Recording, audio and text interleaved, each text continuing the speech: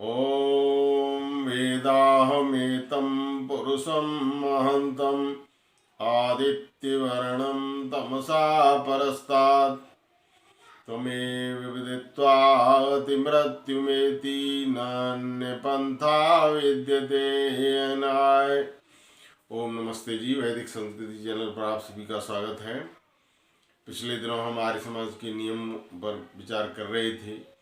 आज का विषय प्रारंभ करने से पहले एक भजन लेंगे।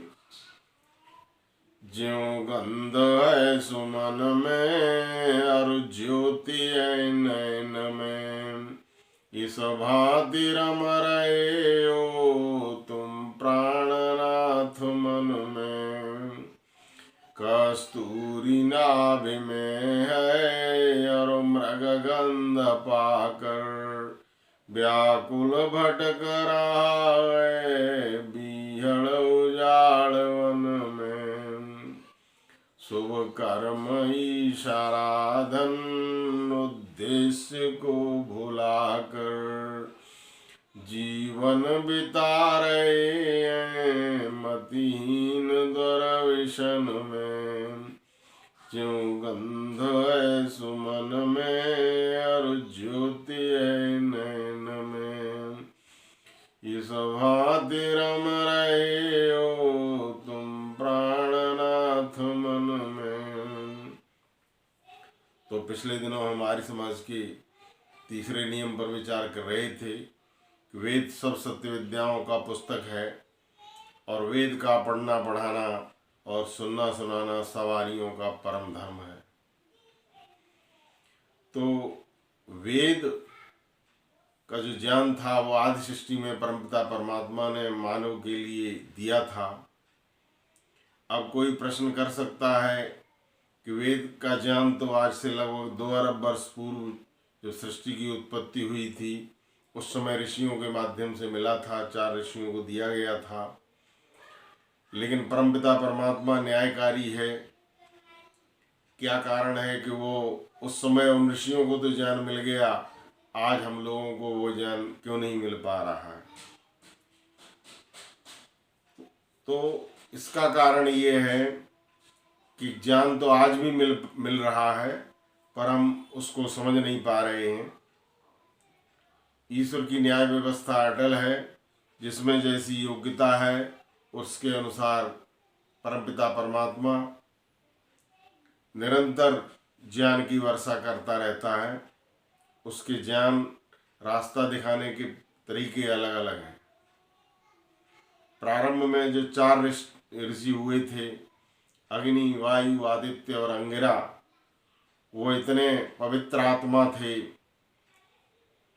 कि वो वेद के अधिकारी थे और समाधि अवस्था में परमपिता परमात्मा ने वेद का ज्ञान उनको दिया था। आज भी यदि हम उस तरह के वेद के अधिकारी बने तो परमपिता परमात्मा के उस लाभ से लाभान्वित हो सकते हैं। फिर भी परमपिता परमात्मा का जो ज्ञान है उसको देने के जो प्रकार हैं वो 4 प्रकार माने जा सकते हैं। एक तो प्रकार यही है कि वेद का ज्ञान परमपिता परमात्मा ने आज सृष्टि में दे दिया और वेद चूँकि हमारे ऋषियों ने अंदर के कानों से सुने थे इसलिए श्रुति कहलाए और बाद में वो सुनते सुनाते और आगे इस क्रम को आगे बढ़ाते रहे। बाद में वो लिखे गए। संसार के सभी लोग मानते हैं कि दुनिया की यदि पहली पुस्तक कोई है तो वो वेद है, ऋग्वेद है। तो आदि सृष्टि में वेद के माध्यम से परमपिता परमात्मा ने वेद का ज्ञान दिया, लेकिन परमपिता परमात्मा के ज्ञान की वर्षा तो निरंतर हम सब लोगों के लिए, हम सब जीवों पर उनके कल्याणार्थ पहले भी होती रही है और आज भी हो रही है। तो एक तो तरीका उसका ये हुआ कि वेद के माध्यम से उसने ज्ञान दे दिया और उस वेद विद्या को हम आगे बढ़ाते रहें, सुनते रहें, सुनाते रहें, पढ़ते रहें, पढ़ाते रहें। और दूसरा जो तरीका है वो है परमपिता परमात्मा चाहे कोई कैसा भी व्यक्ति हो, उसके आत्मा में सदैव प्रेरणा दिया करता है। जब हम कोई अच्छा कार्य करते हैं तो आप सबने देखा होगा, तो आत्मा के अंदर आनंद, उत्साह, उमंग, निर्भयता ये उत्पन्न होती है। और इसी तरह से जब हम कोई गलत कार्य करते हैं तो इसके विपरीत लज्जा, भय और शंका उत्पन्न होती है। ये किसकी तरफ से? परमपिता परमात्मा की तरफ से। वो निराकार चेतन सत्ता है, किसी का हाथ नहीं पकड़ता। उसने हम सबको बुद्धि दी हुई है। जिस समय हम अच्छा कार्य करते हैं तो उस समय उसकी तरफ से पीठ थपथपाई जाती है और उस समय उसकी तरफ से प्रेरणाएं मिलती हैं, आनंद, उत्साह, निर्भयता, उमंग। और जिस समय हम गलत काम करने के लिए, कोई भी गलत कार्य, चोरी, हिंसा, व्यभिचार, कोई भी कार्य यदि हम गलत कार्य करना चाहते हैं तो उसी समय ईश्वर की तरफ से एक प्रेरणा मिलती है, रोका जाता है, बिना हाथ पकड़े रोका जाता है। बुद्धि के अंदर एक प्रेरणा दी जाती है और वो है लज्जा, भय और शंका कि ये कार्य गलत है, ये कार्य मत करो। यदि आप पकड़े जाओगे तो शर्म की बात होगी, दंड मिलेगा, इसलिए भयभीत भी होना पड़ेगा। और शंका तो है ही, क्योंकि ईश्वर सर्वत्र है। कोई न कोई उस गलत कार्य को कोई नहीं देखे तो कम से कम परमपिता परमात्मा और वो करने वाला तो देख ही रहा है। जो करने वाला उस गलत कार्य को कर रहा है, उसके मन के अंदर परमपिता परमात्मा ने ये ज्ञान दे दिया कि ये कार्य गलत है, लज्जा, भय और शंका। तो ये ईश्वर का मार्ग दिखाने का एक तरीका है कि कौन सा कार्य अच्छा है, कौन सा बुरा है। ये पहचान है, ये कसौटी है और ये सबके अंदर है। इसी से सिद्ध होता है कि परमपिता परमात्मा एक देशीय नहीं है, सर्वव्यापक है। जो लोग कहते हैं कि वो बाहर साकार रूप में विराजमान है, जो साकार सत्ता होती है वो सब सर्वदेशी नहीं हो सकती। सूक्ष्म अति सूक्ष्म होने के कारण हमारे मनों के अंदर, हमारे अंतःकरण के अंदर, आत्मा के अंदर भी प्रविष्ट होने के कारण हम सबको निरंतर प्रेरणा देता रहता है कि क्या कार्य अच्छा है, क्या बुरा है, कौन सा करना है, कौन सा नहीं करना है। तो ये ईश्वर का ज्ञान देने का एक दूसरा प्रकार हुआ। एक प्रकार पहला था वेद के माध्यम से आदि सृष्टि में परमपिता परमात्मा ने ज्ञान दे दिया और उस वेद विद्या को हम निरंतर आगे प्रचारित करते रहे। दूसरा, अंतःकरण में, आत्मा में परमपिता परमात्मा की प्रेरणाएं निरंतर मिलती रहती हैं। अच्छे कार्य के लिए भी मिलती हैं और बुरे कार्य से रोकने के लिए भी मिलती हैं। तीसरा प्रकार जो है उसका ज्ञान देने का, जो आज भी है और पहले भी था, वो है सृष्टि के नियम देख करके हम स्वयं जान जाते हैं, क्योंकि सृष्टि के नियम जो है वो परमपिता परमात्मा के बनाए हुए हैं। जिसने सृष्टि को बनाया है उसी ने नियम बनाए हैं। बनाया सृष्टि को जिस प्रभु ने, वही ये सृष्टि चला रहे। तो सृष्टि में हम नियम देखते हैं। हमने देखा कि कोई बीज जमीन पे पड़ गया और वो उगने लग गया, तो उसको देख करके किसान खेती कर सकता है, बीज बो सकता है, खेती की जा सकती है। ये ज्ञान मिल गया उसको। इसी तरह से ठंडे और गर्म को छू करके ठंडे और गर्म का एहसास हो जाता है।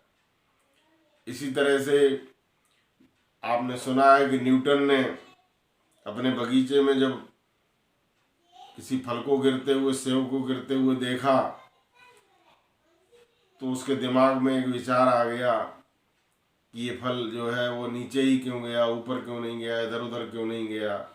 तो उसने गुरुत्वाकर्षण का वो नियम खोज लिया और ये समझ में आ गया कि पृथ्वी जो है प्रत्येक वस्तु को अपने केंद्र की तरफ खींचती है। इसी तरह से आर्किमिडीज जो था और स्नान कर रहा था, स्नान करते समय उसने जिस टंकी के अंदर वो स्नान कर रहा था उसमें उसने देखा कि जब वो डुबकी लगाता है तो शरीर में कुछ हल्कापन, और जब बाहर आता है तो शरीर भारी प्रतीत होता है। तो ये हल्कापन किस लिए है, कोई न कोई तो कारण है। उसकी समझ में आ गया तो उसने बाद में आर्किमिडीज ने अपना एक सिद्धांत दिया, जो आर्किमिडीज के सिद्धांत के नाम से जाना जाता है। फिजिक्स पढ़ने वाले विद्यार्थी जानते हैं कि जब कोई वस्तु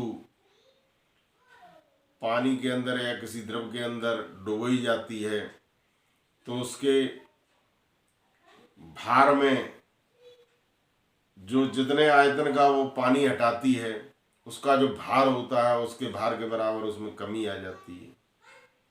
तो ये नियम जो है सृष्टि में बिखरे पड़े हैं, जिनको देख करके प्रतिदिन इन नियमों को हम देखते रहते हैं और उनसे देख करके सीखते रहते हैं। तो ये परमपिता परमात्मा का शिक्षा देने का एक तीसरा तरीका है। एक चौथा तरीका और भी है, वो है संप्रज्ञात योग के माध्यम से। जब हम योगाभ्यास करते हैं, गीता में कहा गया है तपस्युभ्यो अधिको योगी ज्ञानभ्यो अपि दिखा कर्मभ्यस्य अधिको योगी तस्मात् योगी भव अर्जुन। कि सभी मनुष्यों में तपस्युभ्यो अधिको योगी, तपस्वियों में भी योगी जो है वो सर्वश्रेष्ठ है। ज्ञानभ्यो अपि दिखा, और ज्ञानियों में भी योगी सर्वश्रेष्ठ है। कर्म करने वालों में भी सर्वश्रेष्ठ है। इसलिए हे अर्जुन तू योगी बन। गीता के 6वें अध्याय में वो योग का उपदेश देते हैं योगीराज कृष्ण अर्जुन को, और कहते हैं कि हे अर्जुन तू योग कर, क्योंकि योग के माध्यम से तुम परमपिता परमात्मा को पाओगे, उसकी शिक्षाओं को पाओगे, उसका ज्ञान तुमको मिलेगा। तो योग दर्शन में और अन्य दर्शनों का अध्ययन करने से ऐसा पता चलता है कि जब हम योगाभ्यास करते करते और समाधि अवस्था में पहुंचते हैं, चित्त की निरुद्ध अवस्था में पहुंचते हैं, योग दर्शन में जो प्रारंभिक सूत्र है उसमें कहा गया है योगश्चित्त वित्त निरोधा, चित्त की वृत्तियों का रुक जाना ही योग है। तो ये चित्त की वृत्तियां संसार में जो हम व्यवहार करते रहते हैं पूरे दिन, उसके कारण आती रहती हैं।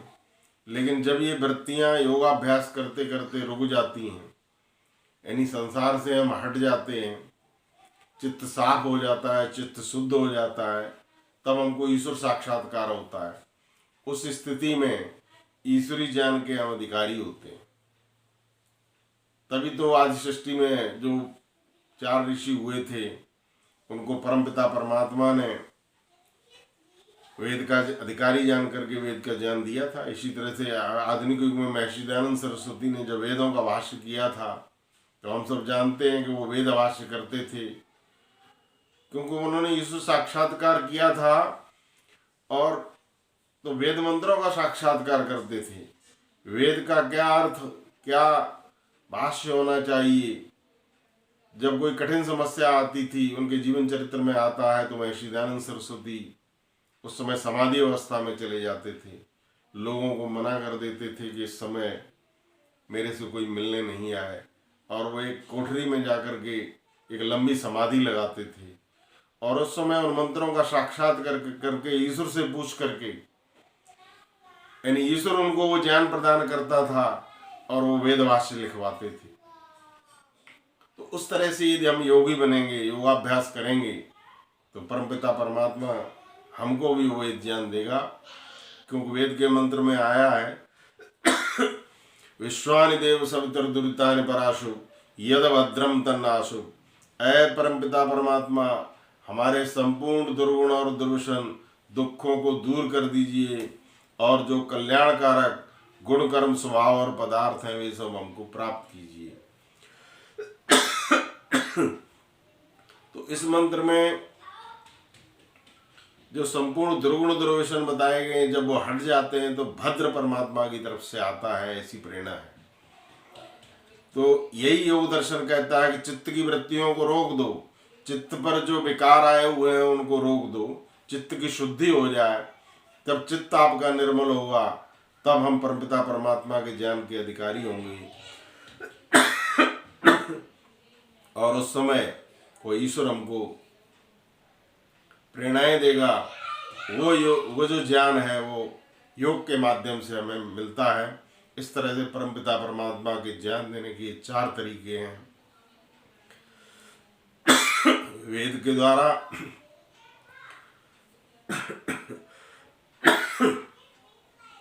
और सृष्टि के नियमों को देख करके, योगाभ्यास के द्वारा और आत्म प्रेरणाएं जो परमपिता परमात्मा की तरफ से हमको मिलती रहती हैं। इस तरह से ये 4 तरीके ईश्वरीय ज्ञान को प्राप्त करने के हैं। कोई ये शिकायत नहीं कर सकता कि परमपिता परमात्मा ने प्रारंभिक ऋषियों को ही अपना ज्ञान दिया था, हमको नहीं दिया। प्रारंभिक ऋषियों को तो वेद का ज्ञान दे दिया था और वो हम सबका कर्तव्य था उस वेद ज्ञान को आगे बढ़ाते रहें। वेद की गंगा बीच में विलुप्त भी हो गई थी। हम सभी सौभाग्यशाली हैं कि 5000 वर्षों के पश्चात इस धरती पर महर्षि दयानंद सरस्वती आए। क्यों 5000 वर्ष पूर्व महाभारत के समय में जो ऋषि अंतिम ऋषि हुए हैं, जैमिनी ऋषि थे, व्यास ऋषि के शिष्य, उसके पश्चात ऋषि परंपरा टूट गई थी और महर्षि दयानंद सरस्वती का आगमन होता है। तो महर्षि दयानंद सरस्वती ने आकर के जो लुप्त हुई वेद विद्या थी उसका पुनरुद्धार किया। वेद ज्ञान जो परमपिता परमात्मा का दिया हुआ था उसके दरवाजे हम सबके लिए खोल दिए।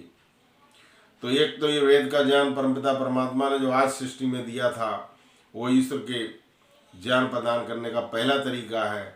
और इसी तरह से दूसरा तरीका जो है वो सृष्टि के नियमों को देख करके, उन्हीं नियमों का अध्ययन करके आजकल वैज्ञानिक लोग ईश्वरीय नियमों का अध्ययन करते रहते हैं और खोज में लगे रहते हैं। ये दूसरा तरीका है। और तीसरा तरीका जो है वो आत्म प्रेरणाएं हमको मिलती रहती हैं कि कौन सा काम अच्छा है, कौन सा बुरा है, ये भी ईश्वर की तरफ से है।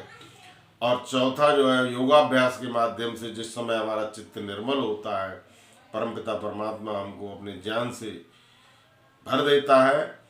तो आइए हम ईश्वरीय ज्ञान वेद के अधिकारी बने। और क्योंकि वेद ये परमपिता परमात्मा ने जब सृष्टि बनाई थी तो सृष्टि बनाने के पश्चात सृष्टि में हम कैसे जीवन यापन करेंगे, कैसे हम एक दूसरे से व्यवहार करेंगे, इसके लिए उसने एक विधान हमको दिया है। उस विधान का नाम वेद है। तो आइए हम सब वेद के विषय में जान करके और ईश्वरीय ज्ञान को निरंतर इसी तरह से आगे बढ़ाते रहें। इन्हीं शब्दों के साथ मैं अपनी वाणी को विराम देता हूँ। ओम शांति।